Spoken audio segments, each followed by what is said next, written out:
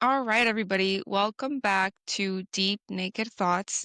Today, I am joined by Dr. Walley. She is a good friend. She is a good mentor. She is a martial artist, and I believe she's also a community superhero because when your dog is sick or in pain, she is definitely somebody you reach out to. So, Sarah, how would you like to introduce yourself to the audience? My name is Sarah. I'm 42. I am a wife. I'm a mother. I'm a child of God. I am a veterinarian and an athlete.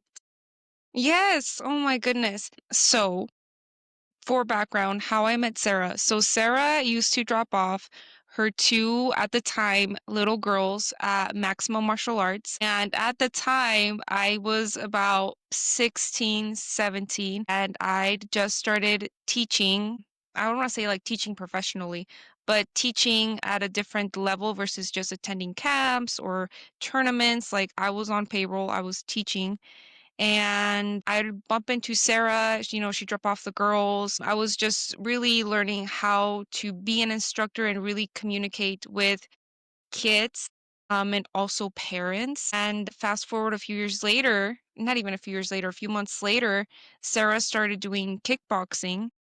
And that's basically where the friendship and mentorship took off. I really gravitated towards her in a time where I was transitioning from just a teenage girl's body into a more adult woman. Also transitioning from being a full-time athlete to being a student and just, I don't want to say a regular girl, but just transitioning from a super intense training lifestyle to transitioning into adulthood and learning who I am and about myself.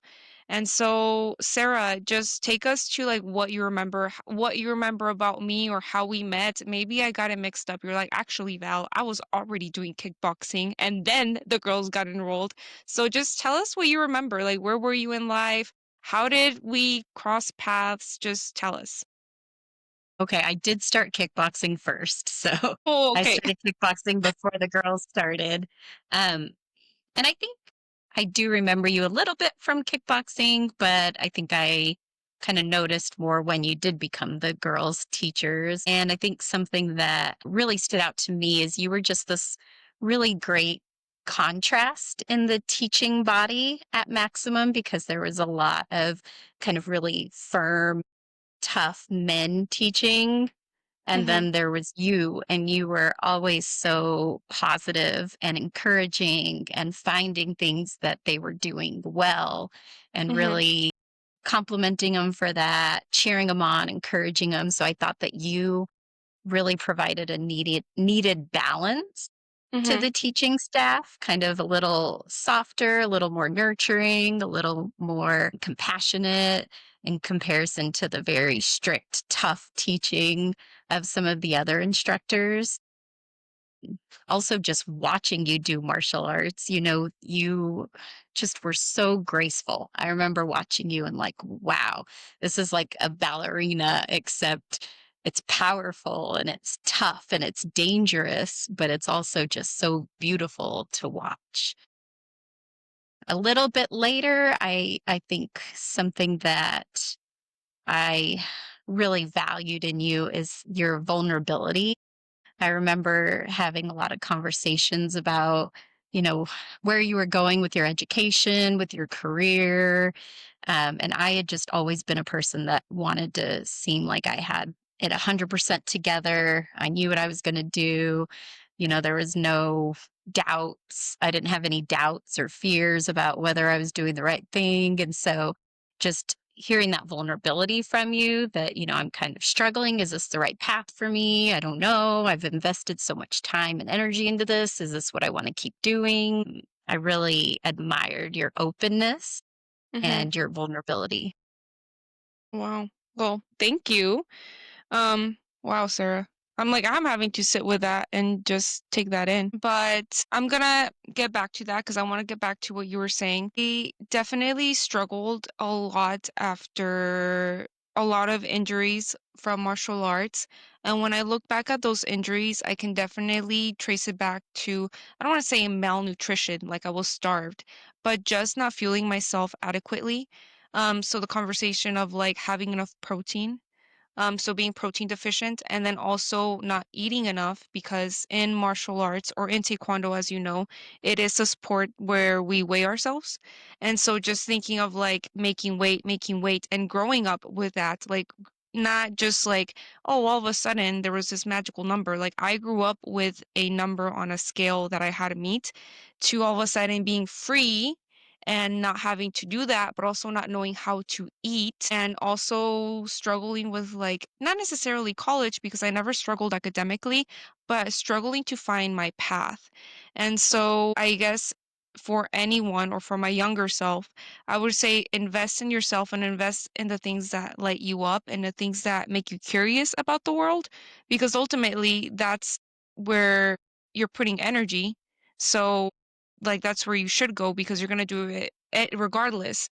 But for you, because you were so secure and you were so confident and you knew exactly what you wanted to do, where did that come from? Like, where did the love for animals, and I don't mean just love like I love my pets, but love for like I want to save animals and I want to treat animals or cure animals or just that curiosity, where did that come from for you? And when did you know I want to pursue this into adulthood? Like when, take us to your childhood, when the first instance it was, and then fully on pursuing it. Just take us through that journey. Sure. So when I was a kid, I really liked medicine. I liked this idea of kind of solving a mystery, running tests, figuring out what was making somebody sick, how could I make them better. So I initially thought that I wanted to maybe be a human doctor, but I also really loved animals. I was constantly trying to bring home every stray, help any sick bird, lizard, frog, cricket, whatever. If it was injured, I wanted to try and save it. So I also really loved animals. So I was kind of back and forth between medicine and animals, anything science wise. I remember getting a microscope at a garage sale, and I would just look at everything under the microscope, pond water, plants, just knew that I wanted to do something science wise, but split between medicine and animals. When I was 11, I came home from school and found our cat all bandaged up, and my mom told me that she had been hit by a car during the day and that she had to rush her to a veterinarian and they were able to save her. And I didn't even know that veterinarians existed.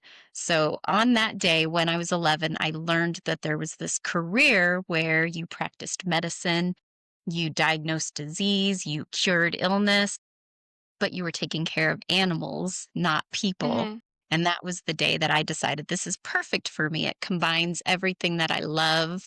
And I really never wavered from that. I remember doing research projects in junior high, high school, researching careers. I knew by the time I was in eighth grade, what colleges I wanted to go to, what classes I needed to take. I kind of had my plan for the next 15, 20 years already made about how I was going to get there and what it was going to take. Wow, I think that's absolutely beautiful. I think also because I genuinely think that we should all be in the field of helping others. And so I don't just mean like medicine or mental health, but I think just putting joy in people's lives, if you can do that and get paid for that, you absolutely should. And so I know how much joy my pets bring me. So I am thankful for you. I had a different kind of upbringing because I grew up with martial arts. Since I was about the age of like 4, I was already doing martial arts in Mexico City. And so martial arts has been my whole life. And I get a little embarrassed actually saying this, but I wanted martial arts. I didn't, it is still my whole life. Like I don't think there'll ever be a time where like I don't do martial arts, but I wanted to have like a pro career in martial arts. I really did see that for myself and I was really good. It was just injuries. And so when that was no longer a choice, and when I made that choice of like, I'm just tired of being hurt, like I'm tired of like constantly recovering and constantly breaking and fixing myself, I really thought about college and I excelled at college. Like I've always excelled academically, but I didn't really know what I wanted to do. So hearing you just be so confident I also think that maybe I should have also invested more in like, well, what are you interested in, Val? Like, what else do you like besides martial arts? Like, what else are you good at? Oddly enough, I wound up in psychology, which I also think is really good for me. But I always really, one thing that I really loved about your interactions or talking with you is just how sure you were about yourself or your decisions and what you were doing and what you did, and also counting on you because Marley is no longer with us. And if you didn't know, like I did consult with you all so many times and asked you for help, and it wasn't just about that. So let's see, we've talked about a little bit of your upbringing, medical school, not medical school, but veterinary school. Can you walk us through that a little bit? You know, here you are, you're growing up, you're seeing the impact that vets make. You decide this is what I want to pursue. And so then walk us through high school, walk us through college. Like, what was your journey like, and where did it take you? So it really was like laser focus on my end goal. In high school, I was picking all my classes to prepare me for college and for veterinary school. I was volunteering as much as I could, just taking lots of advanced science classes. I was in tons of clubs, tried really hard to be president of clubs and active in a lot of clubs because I knew that I was going to have to kind of make my own way in college. My parents couldn't afford to send me to college. And so I knew I needed scholarships if I was going to make it work. So starting in high school, just really keeping my grades up, being really active in clubs and sports, taking classes that I thought would prepare me for undergrad. And then I got into college and my hard work paid off. I had full scholarships, everything paid for. And so, same thing, I'm prepping now for vet school, taking the classes that I need to take in order to get into vet school. And then I started working at a vet clinic. That was actually a huge blessing in my life. It's so hard to get a job in a vet clinic.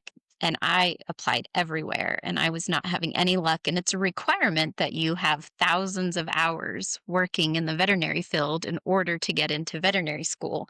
And I'm like, how do I do this? Like nobody's giving me a chance. And I remember my biology professor, second semester, first year, he made it a practice to invite each student to come in for office hours once during the year. And I met with him right near the end of the year, and he wanted to know, what do your parents do? What are your career goals? And as soon as I said I wanted to be a veterinarian, he said, well, are you working at a vet clinic? I said, no, I haven't had any luck getting in anywhere. I've applied, I would go by. And he said, hold on a second. He picked up his phone, he dialed a number and said, hey, David, I have a student here that wants to be a vet and she can't get a job at a clinic anywhere. Are you hiring? And this was a veterinarian in Clovis, which was where I lived. It was about 20 minutes from the college I was going to. And he was a former student of this professor. He did his undergrad at that same school. And he said, yeah, sure, send her down. And so if it wasn't for him, I would have found a way, but that was such a blessing. I went that same day. He hired me, gave me a job. I worked with him for the next 3.5 years, got wonderful experience, great letters of recommendation to help me get into veterinary school. So I always remember that professor because he took the time to invest in his students and he didn't have to do that. It was just chance that he taught a veterinarian that was nearby that he still had contact with. And that was a real blessing. I actually messaged, he passed away, but I actually messaged one of his sons when I heard that he had passed just to tell them the story and what a blessing he was in my life to help me get where I am. Then after that, veterinary school, I always thought I would go to Colorado State University. I love Mm, Colorado. It's the closest vet school to where I live, but I ended up going to Washington, just because I went and visited it, and I mm. know. I visited up there, and I just loved it up there. I loved the school, I loved the people, I loved the area, so I went there and, the first few years were just book work, and it was, they say going from drinking from a water hose to drinking from a fire hydrant. Now you're Mm, taking 27 credits a semester instead of 17. Um, just super intense book work the first few years, and then you start your clinical rotations and you have to go through all the different specialties: surgery, cardiology, oncology. At our school we had to do large animal and small animal, so doing equine, doing farm animal. So that last year was a lot of fun, but sometimes 14, 16-hour shifts, very intense, but it was mhm. it was wonderful. Wow, wow. That's a lot, Sarah. That's a lot. Um, yeah, so I definitely see that hard work ethic in you. I think it's also crazy because I have friends that are nurses or medical health practitioners or even like mental health, like the career path that I was going down was something similar. And so it's just man, it's just so much. Like they just give you so much and you take on so much all at once.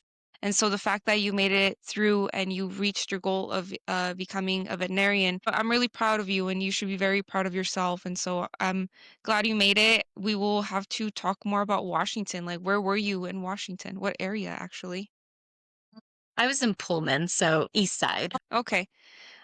So what is one lesson that you learned from your journey in veterinary school? Because even though I didn't become a BCBA, which is board certified behavior analyst, I'm a behavior analyst, just not board certified, but I can still analyze data. What did you learn? My career path has taught me so much. And I know how to recognize patterns and analyze data. And I've gained so much because of what I learned. I'm not gonna fully pursue it, but you did. So what lessons did you learn that carry you through your life? Because, and I say that because I worked with children and in working with children, I've actually become more compassionate towards adults. Of like, children can freely express how they feel, and it's acceptable because they're children. And you can coach them through their feelings, or yeah, you can coach them through their feelings. And with adults, it's the same way, except they like suppress it. They're like, I'm just having a bad day. And so I've learned in working with children, I've actually become a much better communicator with adults because I'm like, you know what, this person has had a long day, or this person didn't grab lunch today and they're hungry, or this person has a log. Like, it actually made me so much more empathetic. So, has working with animals translated into the way you interact with humans? For lack of better words, or is there any skills that veterinary school or working with animals has taught you or translated into just real life adulting? Yeah. I think a couple of things. One important thing I learned in vet school was moderation. When we got there, they really told us, I know you guys are all used to competing for that number one spot. You Mhm. knew that that's what you needed to do to get here, but you're here now and you don't Mhm. have to do that anymore. You need to focus on learning. You're not you don't need to be focused on making straight A's, being the top in your of your class. So I think in vet school I really learned, like, I'm going to make a good grade on this test and I could study harder and maybe I would get the best grade in the class, but I understand the information. I'm going to be able to apply it, and I'm going to go have some fun now because I've already dedicated a lot of my day to studying this. And that would have not been okay before. Mhm. If I was not certain that I was going to ace it Mhm. and be the best at it, I was going to keep working at it. And so they kind of gave us that freedom. Like, you're here now. Like, you need to get your degree. You don't need to be the top of your class. There's no special veterinary degree for the person who made the best grades. And so that Yeah. was important for me. Another lesson I learned in clinics, I remember distinctly, I was on internal medicine and we were slammed. We were all just super busy, lots of really sick patients, and they had another one come in. And I remember them saying, like, okay, who's going to take this? And there was a guy in our group that had significantly less patients than everyone else. And so I think Mhm. we all kind of looked at him because we expected like, okay, he's going to take it. And he said, "Oh no, my plate's full. I'm good." So somebody else ended up taking, maybe me, maybe somebody else. And I have a problem with my face. I make facial expressions, and I think our clinician saw me make a face when he said, "My plate's full." Inside I was thinking, "You're doing half as much work as all the rest of us, and your plate's full. You're going to put it on us." Mhm. So he sat down and talked to me afterwards about like everybody has a different plate, Maybe Mhm. you can handle 7 patients at once and that's your plate being full, but you have to truly believe him when he says that this is the most he can handle. Not everybody has the same Not everybody's built the same, not everybody has the same personality, the same strengths, the same tools that allow them to manage the same amount of responsibility. And so it's unfair for you to say, if it's less than what I'm doing, it's not enough, if that Mhm. makes sense. And so that's something that I've had to kind of apply. Not everybody is the same as me. So just because I can handle something doesn't mean that somebody else is going to be able to handle something, and kind of vice versa. There's things that I'm like, wow, I have no idea how you do that. I could never do that. And they're probably like, oh, it's not that hard. So that gave me a lot of empathy and just trying to understand that not everybody has the same plate. Yeah, I think that's super important. And because of psychology, again, even though I was lost, I don't think I was completely lost because I still went into something that helped me help myself and understand others. But to take it into neuro, there's people that have had chaotic childhoods, whether that's good or bad. They tend to thrive in chaos. So they tend to do really good in like emergency situations like EMS, surgical, like things where it's like high stress, they thrive. And whether that's good or bad because of their background, they still thrive. And so that's great. But then they tend to do the opposite in jobs where it's like very steady, very stagnant, very boring. But some people do great there. Like they like the safety, they like the like I guess it's the safety and repetition, like they know what's coming and they like thrive in Stability. the yes, but they don't thrive in that, like, high chaotic state, and I'm a high chaotic person, and I love that adrenaline, and I love a lot of, like, stimuli, and so it's funny that you say, like, everybody has different capacity, and that's the psychology. It's like everybody thrives in different settings, and one thing that I've learned to, like, adopt or, like, I think of everybody as a flower, and like I think every flower has different needs. Every flower needs different soil, different lighting, more water, less water. And so it's just like, okay, well, what does this flower need? Like, what environment do they need to thrive? But it kind of goes back to what you were saying, different capacity. And so, yeah, I've learned a lot through psychology. I'm still learning a lot about others and myself. So that's really cool that you were able to learn that in your workspace. I have one more question to transition out of veterinary school. But what is one thing that you wish more people knew or appreciated about vets? Like, what is one thing that you're just like, I just wish people would know this? I still find that a lot of people don't understand that it's truly a medical degree. Some people are surprised that it takes college to be a vet. They think it's an associate's degree. They think they can do an online course and become a vet. And so Mhm. just understanding that it's 8 years of college to get there, and you can't start there. Like, you have to plan ahead because you have so many requirements you have to meet to get there, as far as gaining all the experience working with animals and getting references from veterinarians. And then once you get there, it's I would say equally challenging to medical school, potentially even more, because we do have to learn. You can't medicate a horse the same you do a dog, the same you do a ferret, but we have to learn all of that. And our patients can't talk to us. They can't tell us where it hurts. They can't tell us how long it hurts. They can't tell us what they did that made it hurt. We have to try and figure all that out. And so I think if people just had a better understanding of that, maybe would have be a little bit more respected. and then have a little more compassion to, how long we've dedicated our lives to getting here. This was not something we did on a whim. This is something that we planned for and worked for a decade at least. Wow. Wow, sir. I'm having to sit with that because it brought me back to something that I experienced.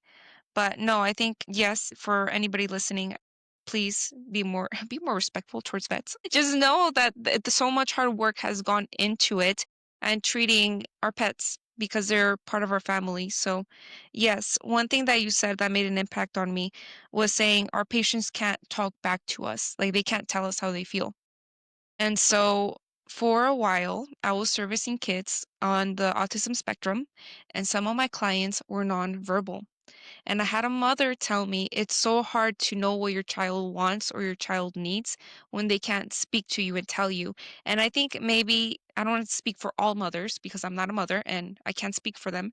But mothers, especially with babies, when their baby cries, they feel that of like, well, I just wish you could tell me what's wrong and like being more empathetic. So actually, again, working with kids has made me more empathetic and more loving and more understanding. So even though I was lost in my career field, I think I was exactly where I was supposed to be because I learned so much about the world. And so actually, English is not my first language. Spanish is my first language. And I remember being frustrated sometimes trying to say what I needed and what I wanted and what I felt and not having the words. And so I remember working with kids that were nonverbal and seeing that like pent up frustration of like, I have so much to say and not knowing how. And so now I imagine you being a doctor and trying to save these little animal lives or big animal lives, and also being in that spot of like, oh, I just wish you had words.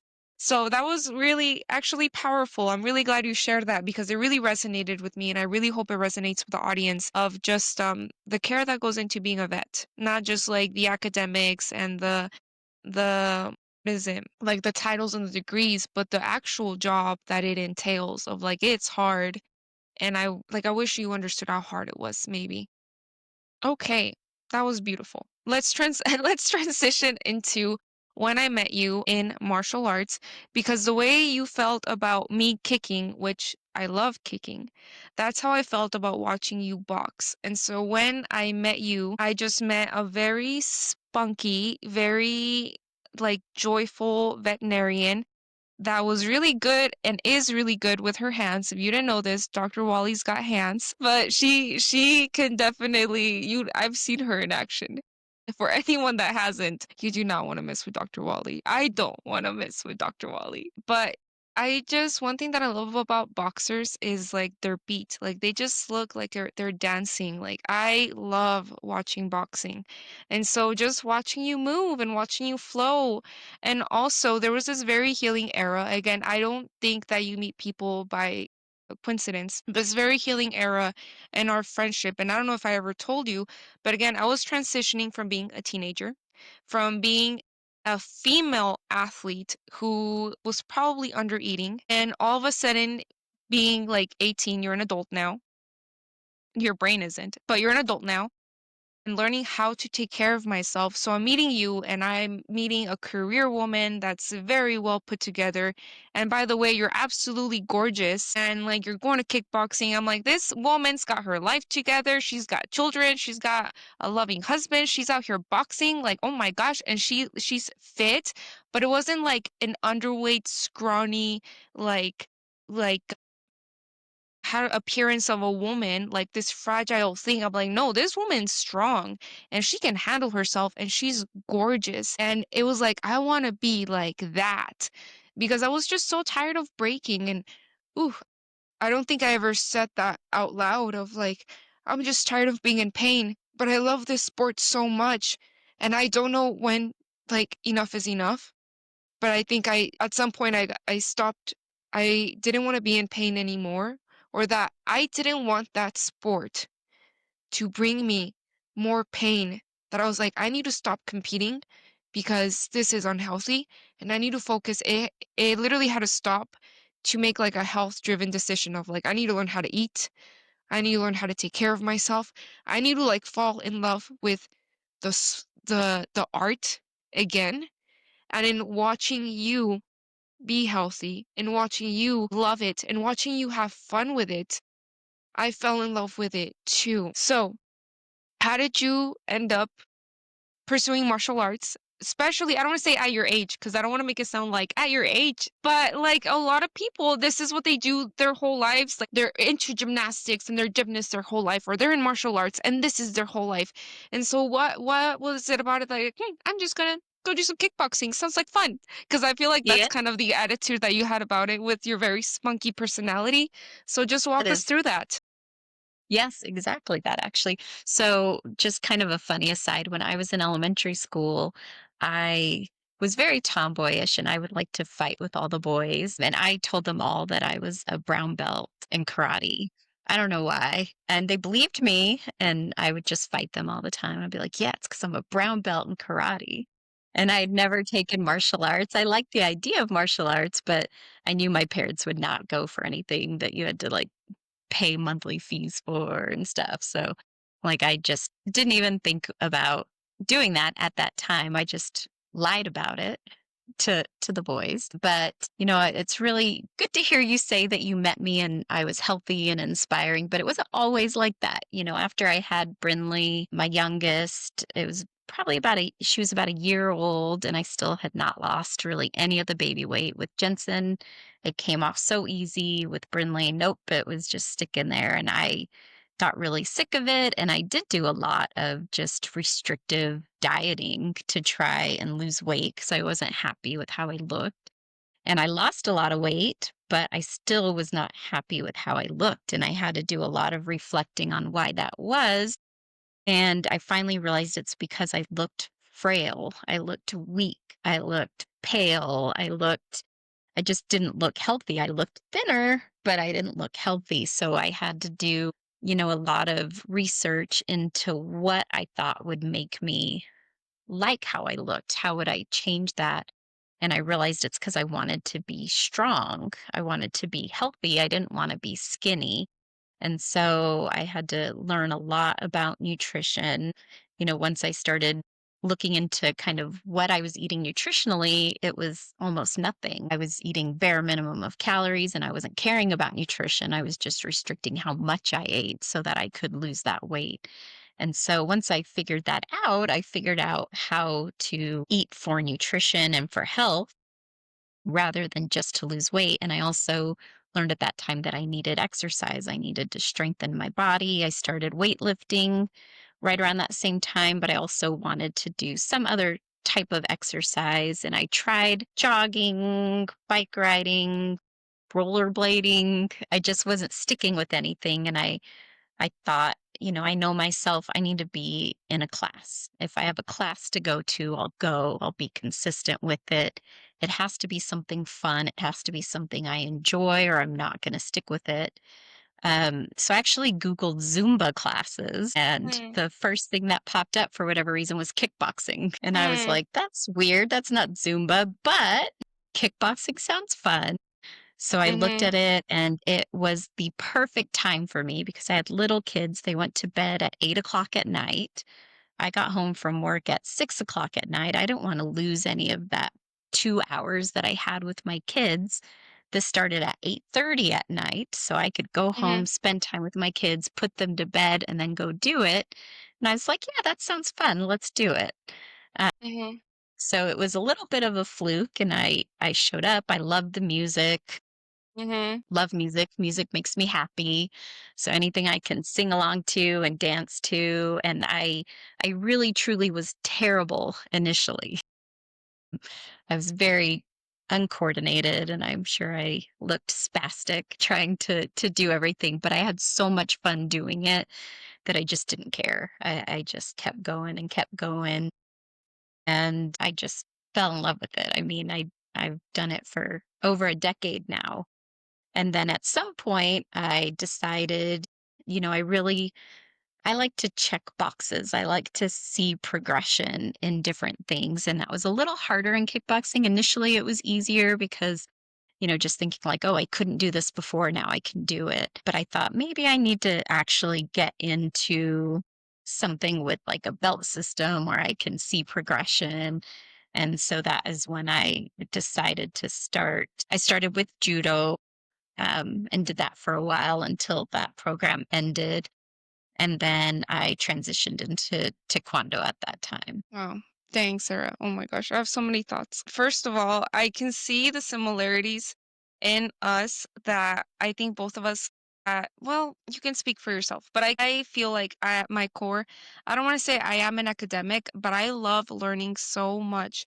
And I also need systems. So I need classes. I need an atmosphere where I'm like with other peers because that also helps me learn. I learn a lot like vicariously through others. So watching others, seeing how they move, and then also kickboxing. The kickboxing class was not Zumba, but it felt like it because the music was loud, just the environment. And I remember you just being very spunky, dancing with the music. If you were messing up, it didn't look like that because you just looked like you were having such a fun time. So that's what I remember. But I see the similarities because I need environments where it's almost like a classroom setting. I need to be around people because it's not that I'm comparing myself through to them. I'm learning with them and I'm learning by watching them. And then also, I do remember that part of your life when you were in judo because I only at that point had a background in taekwondo, which was all of my life, which was kickboxing, and then the basic things that we got from the taekwondo classes, which wasn't basic. We got a lot, but not at the level that you were getting it. So I remember just watching you because you are shorter than I am. And so I was just like, man, this lady, this woman is just being thrown around and you're like you're little. But it looked when the guys would pick you up, they would do it so effortlessly because you're petite, okay? And I was just like, does it not hurt when they throw her? And she gets up and then she does it again. And I was like, Jesus Christ, Sarah, like, are you not in pain? Because I'm in pain watching you. So, yes, I looked up to you. I still look up to you in so many ways, but I will get to judo. And when I do, I will think about you and be like, is this what it Okay. felt like? And you just kept doing it? Like, Sarah. Okay, so I feel like you met a lot of your goals. Not only did you get stronger, you learned so much. And again, martial arts has taught me so much about psychology in fighting and whether that's like good and bad because you also understand where people are in a psychological state when they're angry. So not just sparring, which is sport, but like fighting where there's emotion. So it taught me so much, but what has martial arts taught you? Not just the all the self-defense and all the really cool things that you know and all the throwing and all of that, which you're amazing at, but what has martial arts done for you? Man, I think probably the most important part for me has been really just building my confidence. Um, I was kind of at a point before I joined Maximum where I was just fully dedicated to being a mom, being a wife, being a vet. And at some point, I kind of forgot to take care of myself and pursue things that interested me, things that were just for me.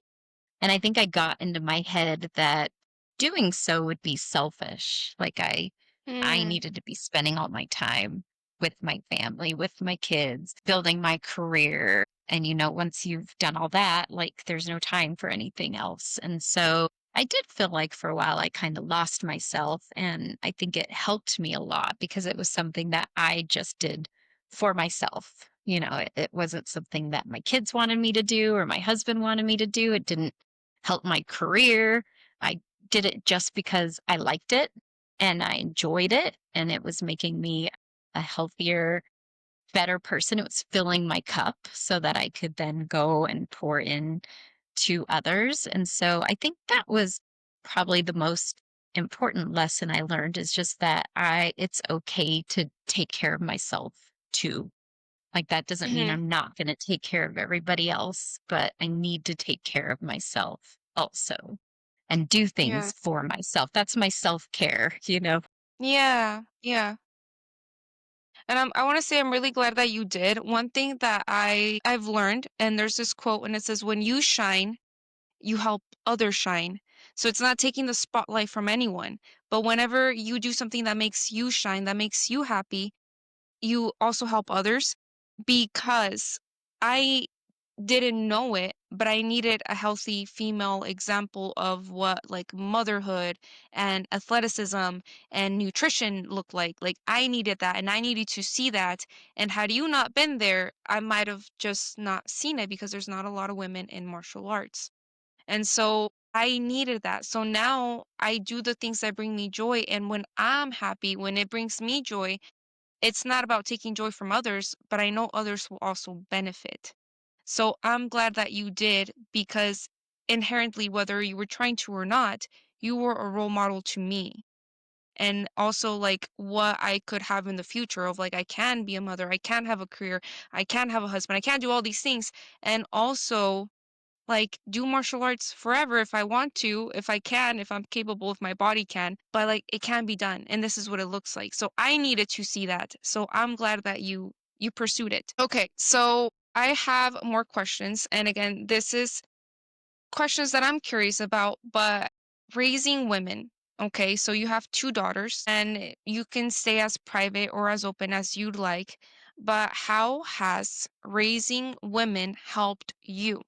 Because I've had female students, I've been a behavior tech for females, and so in working with children, with females, it's helped me heal a lot of wounds that of like no one should have said that to me. I was a child, or nobody should have made me do this. I was a child, and like changing it and like no, I'm gonna do it better. Like I am the person in charge, and I'm gonna make sure that this doesn't happen or this isn't said. So, how has raising women helped you, or like what is something that you raise your girls with that you think every female should know? That's a great question. Probably I've got a lot of things. I tried to Tell us. really start when they were young to, I had observed people with their children before, and you notice that when they have a little boy and he's jumping off of something at the playground, they're watching, they're cheering him on. But if a little girl goes to do it, they're like, "Be careful, you don't wanna get hurt." And I think that that has caused a lot of girls to not trust their abilities and trust their body, and I think that that is probably a big part of why there's not as many girls in sports and different athletic activities. So I made a very conscious effort when my girls were young to let them jump off of things. And, if I thought that there was a chance it could hurt them, I might say, "Do you think that that's a good choice?" But not limiting them, not trying to encourage them to trust their body. If you think you can do this, let's do this. Let's watch it. Let's see how it plays out. So that was something when they were very young, something completely different to how I was brought up. I tried to let them have a choice in who they hugged and who they kissed and whose laps they sat in, and just who they had physical contact with. I definitely remember being a kid and you got to hug all your uncles or your dad's friends. And, sometimes there's a vibe that you're just like, oh, I don't really want to, but it's rude, it's disrespectful if you don't. Mhm. And so I made a conscious effort to, let my daughter say, no, thank you. If somebody was trying to have physical contact with them and they did not want that, because I Mhm. want that to pass into their teenage and adult years, that nobody gets to touch them without them saying it's okay. They always have a say Mhm. whether it's okay, whether it's not okay. I've also tried very, very hard to not talk bad about my body in front of them. Sometimes it's harder than others, but if when they were younger, asking about my stretch marks or my cellulite, or saying like, "Oh, your legs are so big," I would try to make it really positive. Like, I know they're so strong. They really help me to kick hard, or Mhm. kind of spinning it into what they do rather than what they look like. So Mhm. it's forced me to have a lot of body positivity so that I can reflect that because I don't want to reflect any kind of dislike for my body. I want to show them Mhm. that my body's amazing and it does great things. And it's not perfect, but it doesn't have to be to still do wonderful things. Yeah, I completely agree. One of the things that I really loved that you did, and this actually started with you, so now you know, but also in getting my degree of behavior analysis, applied behavior analysis, I learned how to analyze and interpret and apply data. But before I completed my master's in that, I'd gone lifting with you. So again, I thrive in group settings. One, because it forces me to be there. Accountability, like accountability is everything. It helps me because I see like I'm not struggling alone. Like like everybody's pushing themselves here. Like we're all in this together. So again, a very like team driven kind of like felt classroom setting, but just your approach of like protein and lifting and the more and more data that comes out, lifting is so good for your bones. And so that's something that I want to do to preserve my bone mass, especially as I get older. Also, that lifting is like sculpting. You get to sculpt your body and make bigger legs if you want, because you can do that. You can put a lot of muscle on your legs if you're eating enough protein. But you can decide how to sculpt your body. And I thought that was really cool. I was like, I didn't even know that. Like, oh wow. I'm like, oh wow. That's neat. Neato. But then just the effect that food has on your body. And so I've learned so much, and that started with you, and you opened up your doors to several females. You didn't have to, but you did. And so you opened up your doors to your gym. And that was really cool because, I mean, that doesn't happen very often, or people charge for it, like a women's weight training class, which you should. Like, if you are in that industry and you can make money and that's how you make a living, then go for it. But you just did it completely out of your heart. And so I just want to say thank you because, again, like I'm glad that we crossed paths, and I'm glad that you chose this and wanted this because innately, whether you wanted to or didn't want to, you helped a lot of females that were young females, were in that area or transitioning period from like young woman, teenager to like adulthood. It's hard, especially with everything like social media. I don't know that it was hard when you grew up, maybe it was, but it was hard when I grew up. And then I look at this new generation of like social media just being everywhere. Like they're born into it, kind of like it's already here. It was getting bigger when I was a teenager, and now it's like it's just there. So I'm just like, wow, like what impact are we having on women, and how can we educate them, and also how can we empower them through that education? That's what I want. I want women to be empowered. And that's how I felt in your presence. Thank you. I don't know, that Is wasn't really a question, that was a statement. I'm like no, I'm like, that was the goal. That was the goal. I really struggle with this feeling that just women don't know their bodies. They don't trust their bodies. They don't know how much they're capable of. I would kind of joke with the women that I would lift with, if you put a man out there, they're going to put way more weight on than they can handle because in their mind, they're like the strongest person in the world. You put a woman in there and they're like, oh no, I can't do that. Like, let's take that off and put less on. But, sometimes I would have to trick them, almost like, "Yeah, we're gonna put the 25s on," and really I'm putting the 5s on. And then they do it, and I'm like, "See, I told you you could do it. Your mind told you you couldn't, but I knew you could do it." Helping mhm, them to understand that they're just capable of so much more than they're letting themselves believe. And I think that is why it is so important to teach weightlifting to women. I mhm, remember back, when I played sports in high school, if it was a rainy day and we couldn't practice tennis outside, the boys would go lift weights, the girls would go do Taebo in a classroom. Never an option for us to go lift weights because girls just didn't lift weights. mhm, I remember one time going to like this free gym in Clovis and I was kind of playing around. I was in junior high and this teacher in junior high, Coach Garcia, she was the volleyball coach. She was the only woman I knew at that time that had muscles. And she was just a beautiful woman, but very fit, very strong, very athletic. And she saw me doing some weight and she looked at me and she kind of same thing. She put a bunch more weight on me and watched me and I did it. And she's like, that's what you do. That was, my Mm, first experience with somebody challenging me with that. But then it was so long before I got back to that. I wanted to when I was in college, I took a weightlifting class and mhm, the male teacher was like, "Well, there's the treadmills, there's there's the ellipticals." And I'm like, "But it's a weightlifting class." And he's like, "Oh, yeah, you don't want to do those things. Like, go over there and do those things." So I took a whole class for a whole semester that was supposed to teach me how to lift weights, and never once did anybody mhm, teach me how to lift a weight. They just sent me to the cardio machines and were like, "Have at it." mm, My mom growing up would always say, "Oh, you don't wanna lift weights, you're gonna get bulky, you're gonna look like a man. If you ever do lift weights, just very light and do lots of reps so you don't get too bulky."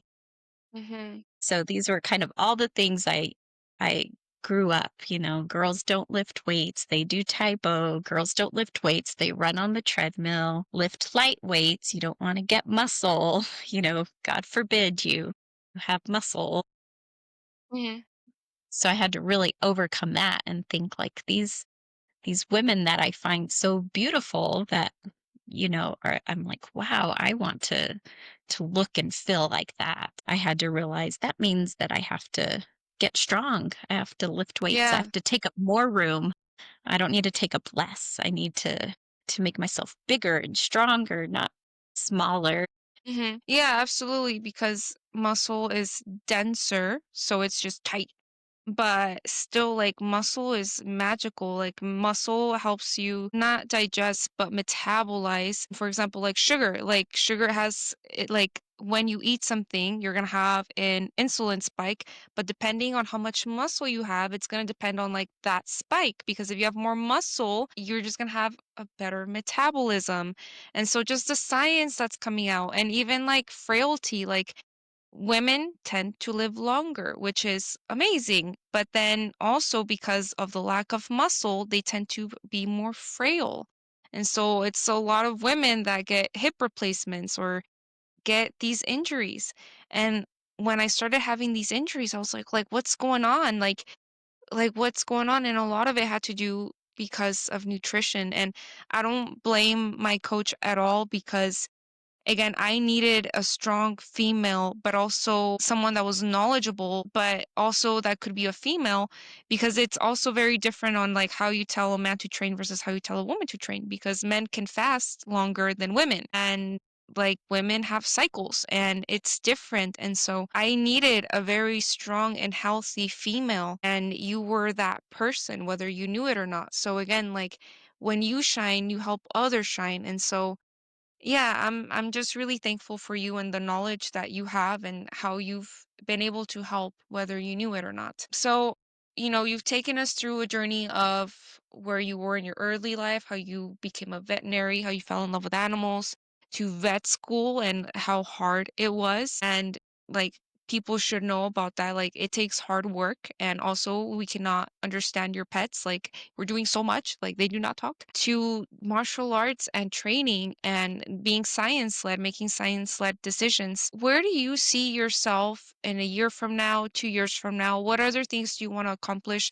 One of the things that I've been able to do for myself is transition from, and this is one thing that I actually, there's not even a word, absolutely love, is just continuing on this path of learning instead of being an athlete, being like, I'm a martial artist. So that means I can do taekwondo and kickboxing and jujitsu and judo, like being a martial artist, making it an umbrella of like, I can do all these things.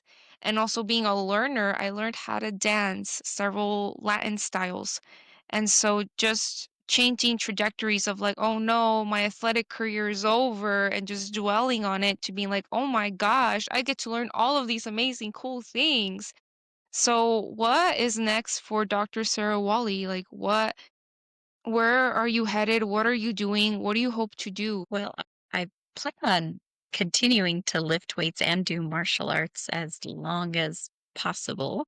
So hopefully next year I will become a master, um, and keep up with that. I'm really kind of going towards a like a self-defense kind of area of martial arts. You know, they've been doing the self-defense class, and I haven't been able to go for a while because of my kids' sports schedules and stuff like that. But that's something that I'm very passionate about, helping teach and empower women to just have the confidence to protect themselves, but also just getting them to where they love themselves enough that they know they're worth Mm, protecting. mhm. Yeah. So I definitely want to kind of continue down that path, building that Wow. self defense. Wow. I absolutely love that. So, some closing thoughts. I had a mentor, one of my many mentors, give me this quote, and it was something like, the best part about being lost is that you get to find yourself. Like, in figuring out who you are, you get to try and do and learn so many things. So, for anyone that is like my past, previous version of myself, where you're trying to figure it out, there's beauty in that. Like, there's beauty in, like, finding who you are. For people that are like Dr. Sarah Walley, where they just know, I just say go all out. Like, if you know, you know, make it happen and do it and commit to yourself. I think you owe it to yourself, like out of self-respect and out of love for yourself. If you have a dream or a vision, like do it. So that kind of brings me to like this podcast. It's like, well, it could go somewhere, it could go nowhere, but, like, Imma try it. Like, Imma do it just because I enjoy it. So I wanna say thank you for sitting down with me and having this conversation and just knowing, like, how much you mean to me and that you are someone that has so much value in our community towards people who, want their pets healthy, but other women of just, like, the things that they are capable of. Like, this is what you could be, like, you can have the family, the career, the sport, and be healthy and beautiful. So, I don't know what other closing thoughts you have, Dr. Wally. I was just going to share, something that was a bit of a kind of turned things around for me when I was at that point where I had young kids and I kind of felt like I had lost myself because I wasn't taking care of myself. I had kind of got to a point where I believed that taking care of myself was selfish and almost that it was sinful. I really Mm, was raised that, you're always looking out for everybody else. You put yourself last, take care of everybody else. And something that really turned the page for me is when I was feeling lost, I revisited a verse that I had read hundreds of times, but never really kind of thought of this part. And they were asking, what's the most important commandment? And, the first is love the Lord your God with all your heart, your soul, your mind. And then the second one is like it, love all of mankind as you love yourself. And I never thought about that as you love yourself. I definitely focused on love God, love other people, but this was kind of saying that the default was that you would take care of yourself. You would mhm, love yourself, and love is an action. You would give yourself grace. mhm, You would give yourself nourishment. You would keep yourself healthy.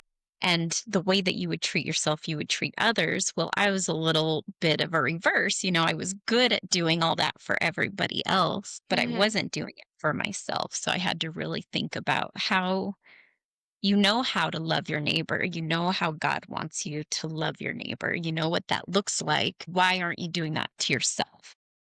And that was mhm, what gave me permission to say, okay, I can take time for myself. I can put this energy and effort into myself that's not sinful. This is commanded of me that yeah. I love myself and that I take care of myself. And so that gave me permission to really just pursue these things that bring me joy and make me a better person. Yeah, I think that is a beautiful way to end it. Things that make me better and like make me better towards others. Like again, it's like when you pour into yourself, whether you know it or not, you pour onto others because you're giving them the highest version of yourself. Okay, wow. You guys, that is Deep Naked Thoughts with Val and Dr. Sarah. I just want to again thank her. She is in my socials, and I will also, Sarah, if that's okay, I will attach your socials so people can find you and maybe just say thanks if she's ever helped you out in the past. Just kidding. Go subscribe and just thank you for sitting down with me.